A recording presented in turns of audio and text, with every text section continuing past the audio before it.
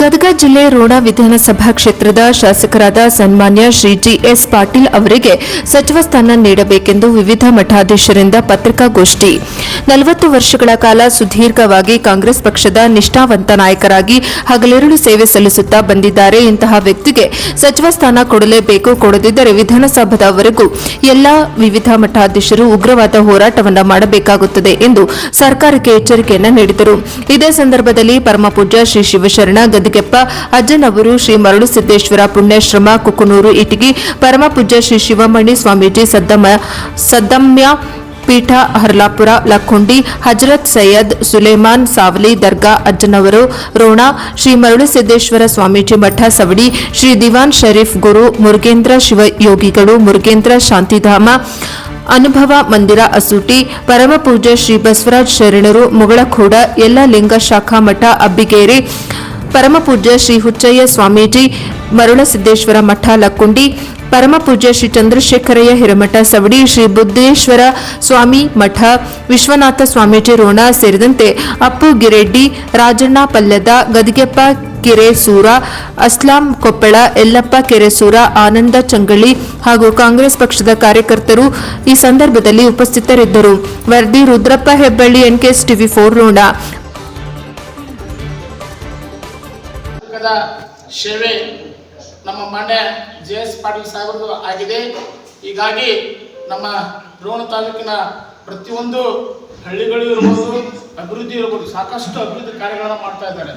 ಹೀಗಾಗಿ ಅವರು ಹಿರಿಯ ಜೀವಿ ರಾಜಕಾರಣಿಗಳು, ಅವರ ಅನುಭವ ಬಹಳಷ್ಟು ಎತ್ತರವಾಗಿದೆ. ಹೀಗಾಗಿ ನಮ್ಮ ಒಂದು ಮಾನ್ಯ ಜೆ.ಎಸ್. ಪಾಟೀಲ್ ಸಾಹೇಬರಿಗೆ ಮಾನ್ಯ ಕರ್ನಾಟಕದ ಮುಖ್ಯಮಂತ್ರಿಗಳಾದಂಥ ಡಿ.ಕೆ. ಶಿವಕುಮಾರ್ ಅವರೇ, ನಮ್ಮಲ್ಲಿ ಅರಿಕೆ ಏನಪ್ಪ ಅಂತಂದ್ರೆ ಮಾನ್ಯ ಜೆ.ಎಸ್. ಪಾಟೀಲ್ ಸಾಹೇಬರಿಗೆ ಒಂದು ಸಚಿವ ಸ್ಥಾನವನ್ನ ನೀಡಬೇಕೆಂದು ನಮ್ಮ ಆರಾಧ್ಯ ದೈವ ಸದ್ಗುರು ಮಹಾರಾಜರನ್ನು ಮನೋಮಂದಿರದಲ್ಲಿ ಧ್ಯಾನಿಸಿ ಈ ಒಂದು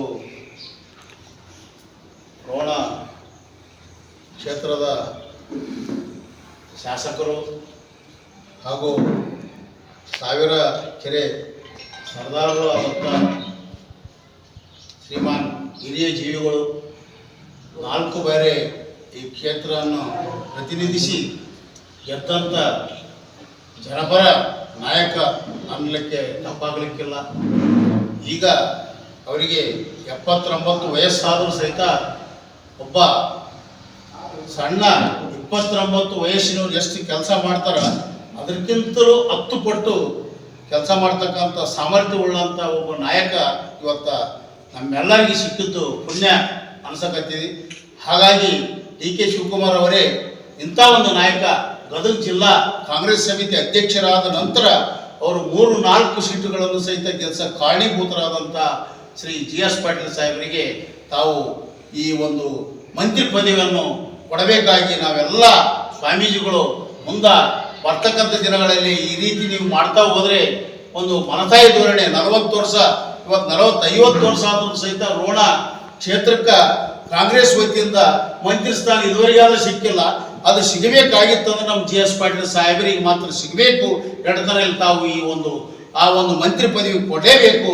ಕೊಡಲಿಲ್ಲಂದ್ರೆ ನಾವು ಮುಂದೆ ಬರ್ತಕ್ಕಂಥ ದಿನಗಳಲ್ಲಿ ನಾವೆಲ್ಲ ಸ್ವಾಮೀಜಿಗಳು ಸೇರಿ ಬೆಂಗಳೂರು ತರ ಹೋರಾಟ ಮಾಡೋಂಥ ವ್ಯವಸ್ಥೆಯನ್ನು ನಾವು ಮಾಡಿಕೊಳ್ಬೇಕಾಗ್ತದ ಅಂತ ಈ ಸಂದರ್ಭದಲ್ಲಿ ಹೇಳಿ ನನ್ನ 2 ಮಾತುಗಳಿಗೆ ಗುರು ಬಸವಣ್ಣವರ ಪಾದಗಳಿಗೆ ಹೃದಯಪೂರ್ವಕವಾಗಿ ನಿಸ್ವಾರ್ಥದಿಂದ ಶರಣು ಹೇಳ್ತಾ, ಅದೇ ರೀತಿಯಾಗಿ ನನಗೆ ಇಷ್ಟಲಿಂಗಧಾರಣವನ್ನು ಕೊಟ್ಟು ಆಶೀರ್ವದಿಸಿದಂಥ ಬಸವತತ್ವ ಸಿದ್ಧಾಂತಗಳನ್ನು ಜೀವನದೊಳಗಡೆ ಅಳವಡಿಸಿಕೊಂಡು ಎಲ್ಲರಿಗೂ ಸಕಲ ಜೀವನಗಳಿಗೆ ಸಾಗಲೆಂದು ಆಶೀರ್ವಾದ ಮಾಡಿದಂಥ ಶ್ರೀ ಜಗದ್ಗುರು ಮುರುಘರಾಜೇಂದ್ರ ಕರುಣೇಶ್ವರ ಸಂಸ್ಥಾನ ಮಠ ಕಜೂರು ಶ್ರೀಗಳ ಪಾದಗಳಿಗೆ ಹೃದಯಪೂರ್ವಕವಾಗಿ ಶರಣ ಅಂತ ಹೇಳ್ತಾ, ಅದೇ ರೀತಿಯಾಗಿ ವೇದಿಕೆ ಮೇಲೆ ಹಾಜರಾದಂತ ತ್ಯಾಗ ಇರುವುದರಿಂದ ಒಂದು ಆತ್ಮವನ್ನ ನಾವು ನೋವು ಮಾಡಿ ಈ ಭೂಮಿ ಮೇಲೆ ಬದುಕಿರೋದ್ರಲ್ಲಿ ಯಾರಿಗೂ ಕೂಡ ಇರಕ್ಕೆ ಸಾಧ್ಯನೇ ಇಲ್ಲ.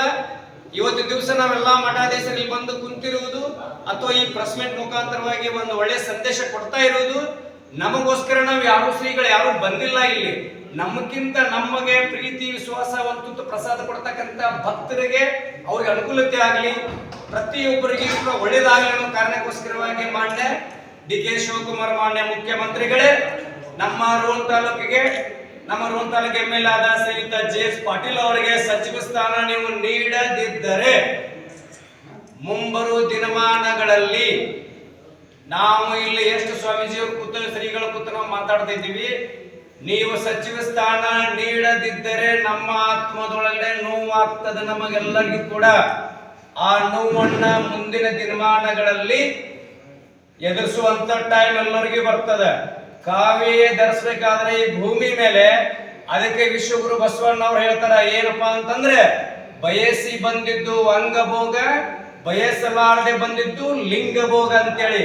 ನಾವು ಯಾರೂ ಕೂಡ ಸ್ವಾಮಿ ಎಲ್ಲ ಸಮಾಜ ಒಗ್ಗೂಡಿಸುವಲ್ಲಿ ಯಾವುದೇ ಜಾತಿ ಭೇದ ಭಾವ ಇಲ್ಲದೆ ಎಲ್ಲರನ್ನೂ ಒಟ್ಟುಗೂಡಿಸುವುದು, ಎಲ್ಲರೂ ನಮ್ಮವರು ಅಂತ ಹೇಳಿ ಸತತವಾಗಿ ಸೇವೆ ನಿಸ್ವಾರ್ಥಿ ಸೇವೆಯನ್ನು ಮಾಡಿದಂಥ ನಮ್ಮ JS ಪಾಟೀಲ್ ಸಾಹೇಬರಿಗೆ ಈ ಬಾರಿ ಮುಖ್ಯಮಂತ್ರಿಗೆ ಡಿ ಕೆ ಶಿವಕುಮಾರ್ಗೆ ತಿಳಿಸೋದೇನೆಂದರೆ, ಈ ವರ್ಷ ಅವ್ರಿಗೇನಿತ್ತಲ್ಲ ಸಚಿವ ಸ್ಥಾನ ಕೊಡಬೇಕಂತ ನಾನು ಮುಖ್ಯಮಂತ್ರಿ ಡಿ ಕೆ ಶಿವಕುಮಾರ್ಗೆ ಮನವಿ ಮಾಡ್ಕೊತೀನಿ ಎಲ್ಲರ ಪರವಾಗಿ.